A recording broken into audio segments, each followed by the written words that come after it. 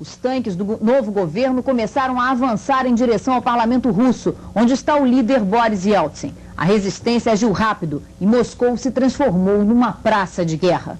O primeiro som do confronto. Uma rajada de metralhadora na noite de Moscou. Uma coluna de blindados avança em direção ao parlamento russo. A resistência responde com pedras e bombas incendiárias.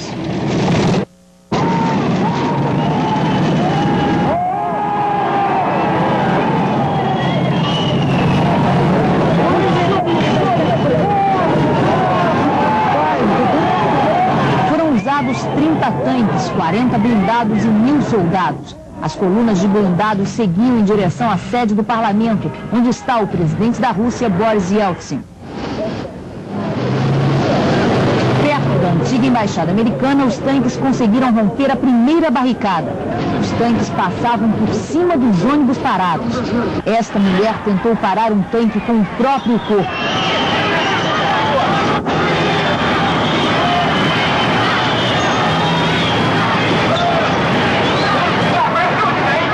Acabou sendo retirada do local pela multidão e o tanque passou.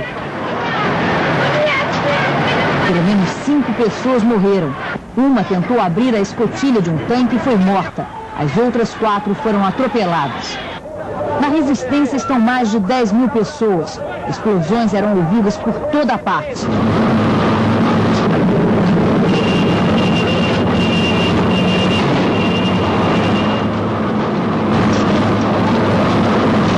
O presidente e o vice-presidente da Rússia e o ex-chanceler Eduard Shevardnadze estão entrincheirados no parlamento.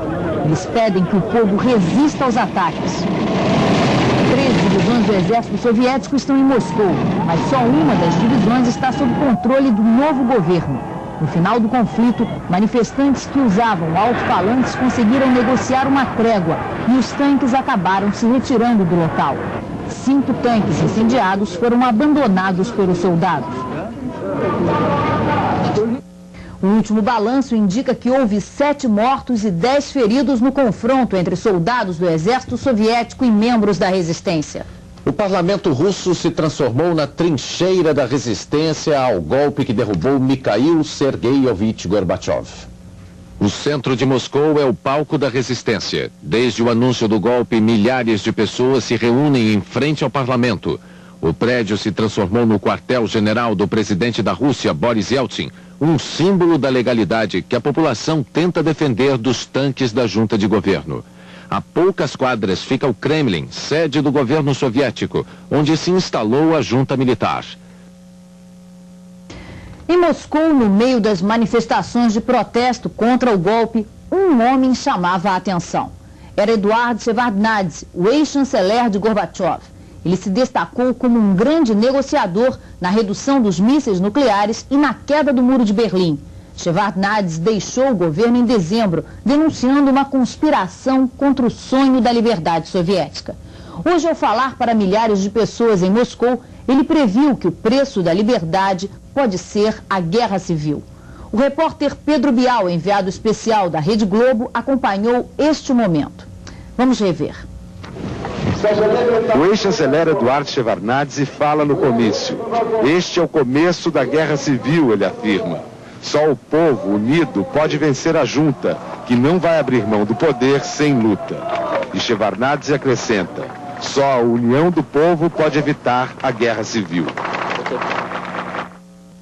2 barcas e um rebocador lotados de marinheiros chegam a Moscou para defender o parlamento. Os marinheiros foram recebidos com aplausos pela multidão. A informação é da agência de notícias France Press. Um funcionário da CIA, o Serviço Secreto Americano, informou que unidades de 3 divisões do exército soviético estão na cidade. Moscou, capital da Rússia e da União Soviética, concentra o maior número de tanques e tropas federais. Mas o exército está dividido. Muitas unidades se aliaram à resistência russa.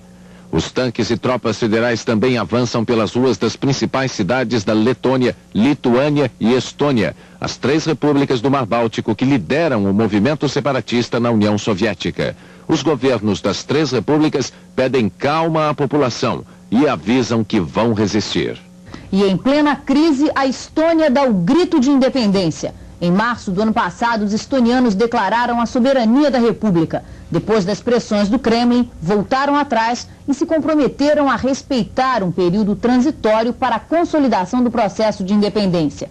Numa decisão no meio da madrugada, o parlamento da Estônia decidiu acabar com a dominação soviética que durou 51 anos. Onde está Gorbachev?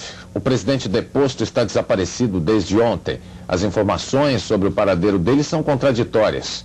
Várias hipóteses foram levantadas sobre o destino de Gorbachev.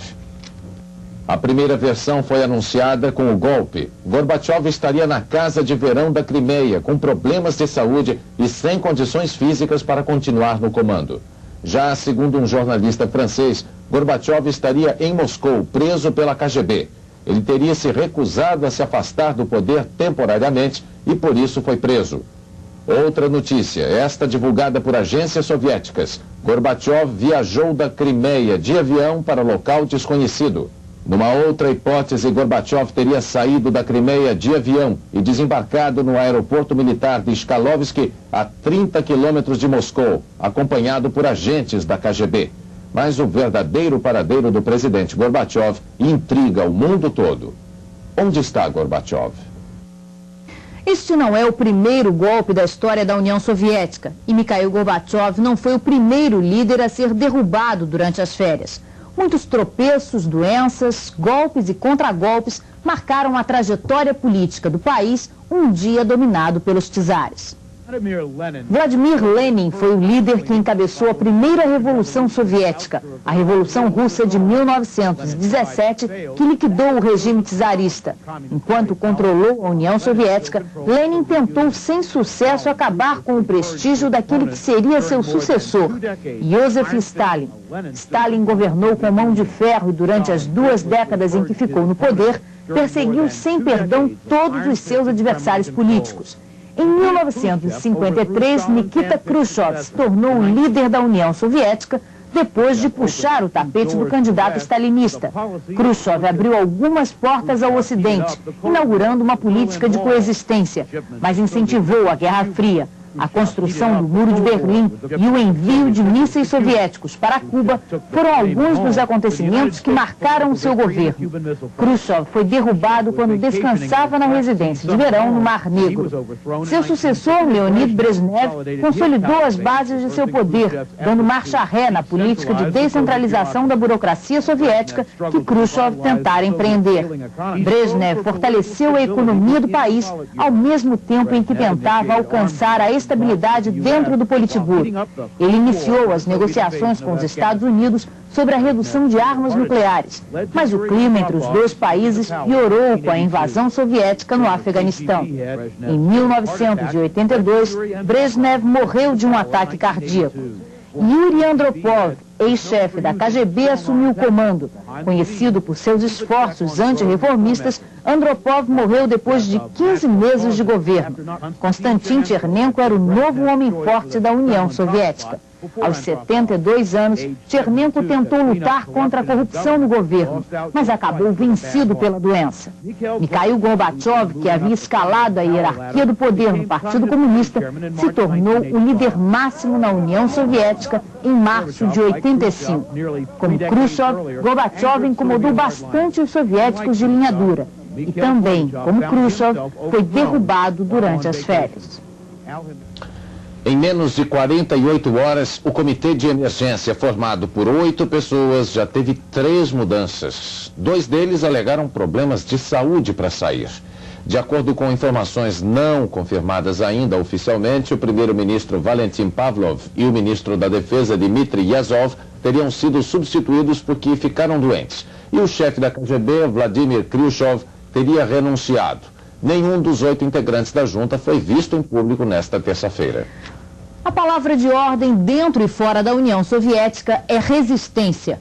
Na Alemanha, milhares de pessoas saíram às ruas para pedir a volta de Gorbachev.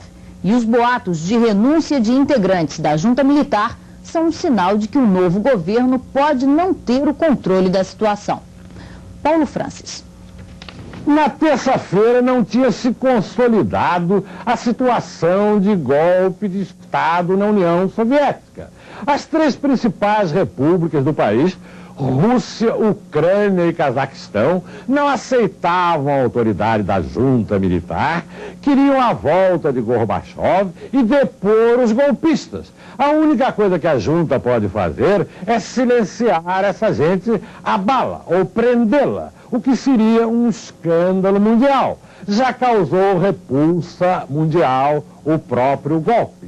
Bush e a Comunidade Econômica Europeia cortaram o auxílio à União Soviética, não reconhecem diplomaticamente a junta e exigem também a volta de Gorbachev. Essa junta nada tem a oferecer ao povo soviético, nem o dinheiro para a compra de bens de consumo. É só uma volta ao stalinismo puro e simples. Não vai durar muito. E agora as últimas notícias. Tropas do exército soviético atacam a torre de TV de Tallinn, a capital da Estônia, poucas horas depois da declaração de independência da República Báltica. Os soldados ocuparam parte da Rádio Nacional da Estônia e da torre de televisão, que ficam afastados do centro da capital. Na Lituânia, as tropas leais ao novo governo soviético ocuparam emissoras de rádio e televisão de 3 cidades.